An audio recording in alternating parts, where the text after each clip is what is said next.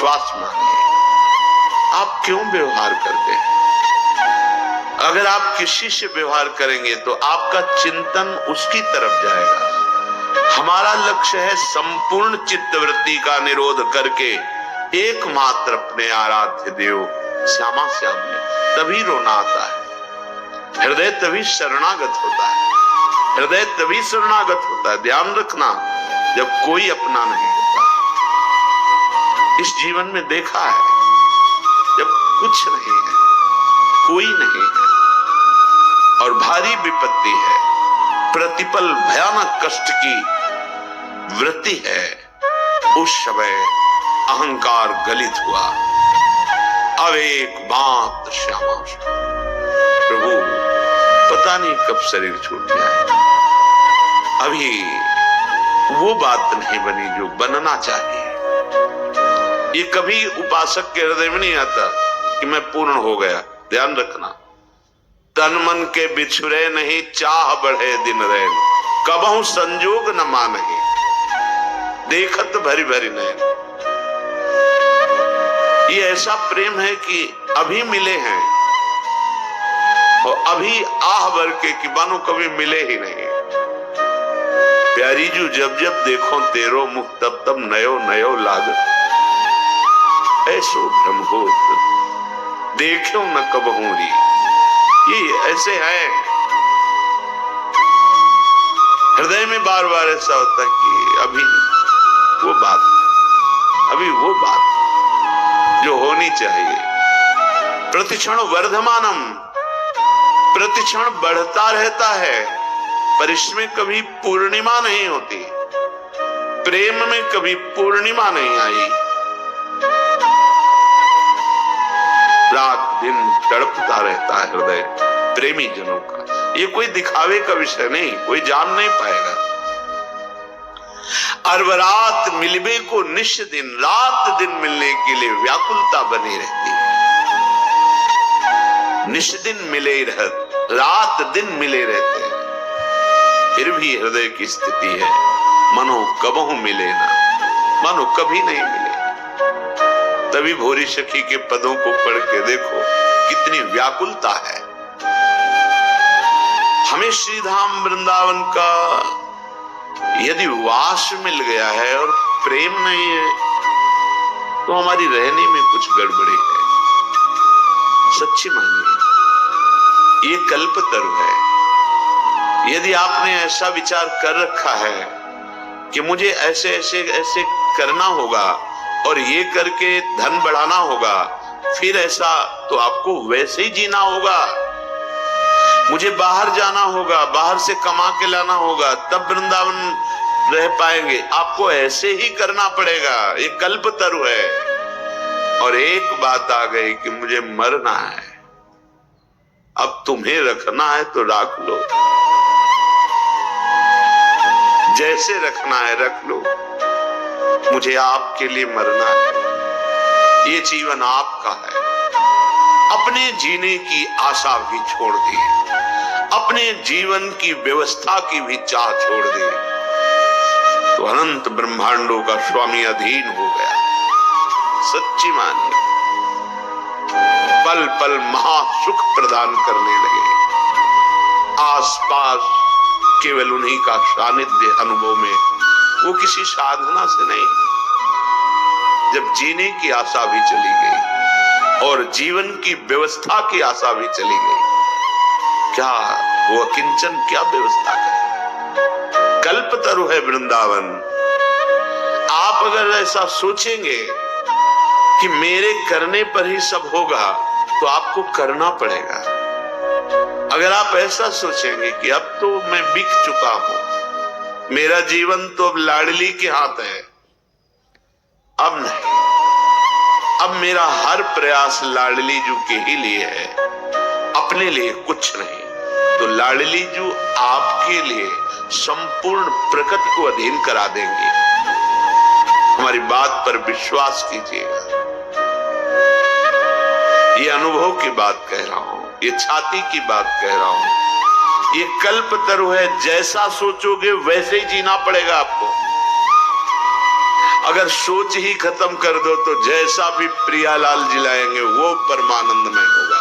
जोई जोई प्यारो करे सोई मोहि भावे।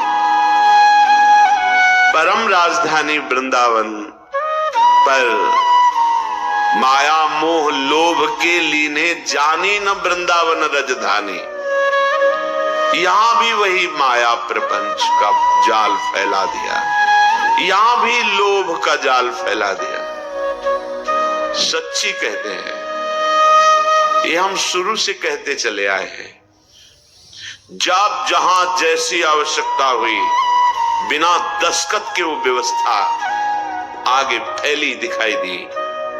क्यों? क्योंकि मेरे स्वामी के अनंत ब्रह्मांड में कुबेर जैसे सेवक हैं। माना अपने स्वामी को, नहीं अपने अहम के बल से लोभ प्रवृत्ति धारण करके हम माया जाल पुनः फैलाने लगे। पुनः इसलिए कि माया जाल से बचाकर हरि गुरु तो वृंदावन लाए, फिर हम वही चेष्टा बार बार वही जो हमारे चिंतन को घसीट ले। हमारा सबसे बड़ा धन है चिंतन। कोई भी वस्तु, व्यक्ति, क्रिया, पदार्थ श्यामा श्याम के नाम रूप लीला से हमें हटा ना पावे। चाहे जितना बड़ा, ये पूज्य पंडित गया प्रसाद जी के वचन बाबा के, चाहे जितना बड़ा शुभ कर्म हो, जब बड़े से बड़े शुभ कर्म के लिए मन न चले तब माना जाएगा कि आपका भजन हो रहा है। सबसे बड़ा हमारे जीवन का परम लाभ प्रभु का नाम। नाम छूटे, कोई धर्म कर्म बने, मुझे आवश्यकता नहीं। सीधे समझिए, जिह्वाम लब्ध्वा पियो कृष्णम कीर्तनीयम न कीर्तयेत्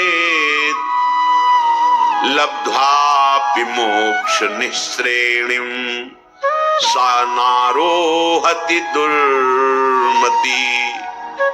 गुरु प्रसाद से जब धाम मिल गया, मंत्र मिल गया, नाम मिल गया, तो जो ये प्राप्त करके अपनी जिह्वा से निरंतर नाम कीर्तन, नाम जप, मंत्र जप नहीं करता, वह दुर्मति मोक्ष की सीढ़ी पर आकर भी वहां से भ्रष्ट हो गया, वंचित हो गया, पतित हो गया। ध्यान दीजिए,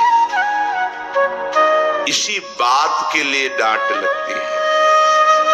वैसे ही हमारी चित्तवृत्तियां फैली हुई हैं, हमें चित्तवृत्ति समेटना है। अगर हमें लगता है कि अगर हम नहीं करेंगे तो हमारे पास अमुक अमुक अमुक, कैसे इनका जीवन चलेगा?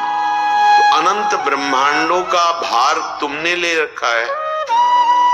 जड़ चैतन्य का पोषण अनंत ब्रह्मांडों के जो एकमात्र संकल्प से हो रहा है, उसी संकल्प में आप भी हैं। एक आदमी, ट्रेन चल रही थी, वो दौड़ रहा था डिब्बे में। एक सभ्य व्यक्ति ने कहा, भाई परेशानी क्या है, क्यों दौड़ रहा है?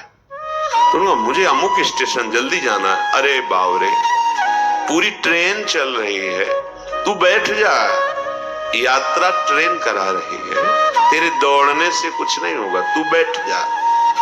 ऐसे सृष्टि चक्र चल रहा है, यंत्रारूढ़ानि मम मायया।